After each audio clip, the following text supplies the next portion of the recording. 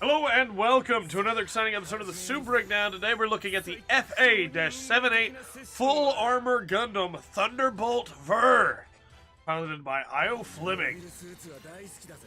The Thunderbolt Ver of the Full Armor, henceforth referred to as the Full Armor Gundam, has some really cool missile attacks and a really nifty mechanic that we're going to get into in a little bit. Again, like most suits in this game, it has its own thing that's the draw, the move you should go for, and then it has a lot of other things to support that kit all together. We'll start off with a basic shot. Basic shot's pretty good. Reloads pretty quickly. Does pretty solid damage. Not too bad. Pretty quick. And as you can see, 8 shots that reload very quickly. Gives you some options. Striker is missiles, and those missiles are tied to your left bumper if you want to use them yourself. They can, as you saw, be used to block projectile attacks, or they can just be fired out. They pretty good homing-wise. Not the best, as you can see right there, but still pretty solid. Then on the left trigger, you have the full salvo. They home much better, though of course they can be dropped off or evaded by drawing them into other things or just boosting away. But if your opponent is at a pretty good distance, you have a much better chance of hitting with them because they're able to home in together, as you might see right here. Though he did dodge. Then, of course, we have melee, basic melee. Not bad at all. We have forward melee.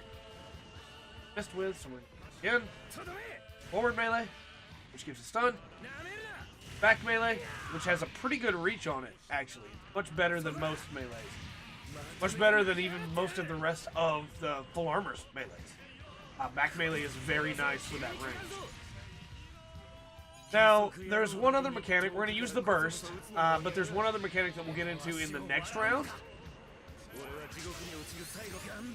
Burst is a melee burst, and you get to go into a little bit of hyper armor in the process, and as you can see, EO will purge all of the armor off the full armor, and you get to see the Gundam frame underneath, which is pretty cool.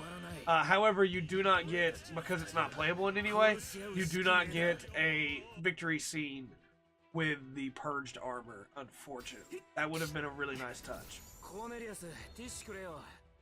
The main mechanic that the full armor has, the Thunderbolt Ver, is that you have a charge on right trigger, and inputs change what happens there. So you have the basic charge. It does have some super armor to it, but no hyper armor, so it's not going to be able to take a lot of hits. Basic charge that allows you to go into a different melee attack, which is pretty good, actually. Very, very nice little melee attack. Then you have just the charge, which is just a movement ability. Pretty useful, does the job, you know. The real advantage is when you come into mixing everything else with it. So if you press any other button, you get a different attack. Left bumper gives you the particle cannon. Then you have... You have to wait for it to reload every time, so it may take a round or two. We will show them all off. You have the missiles with left trigger.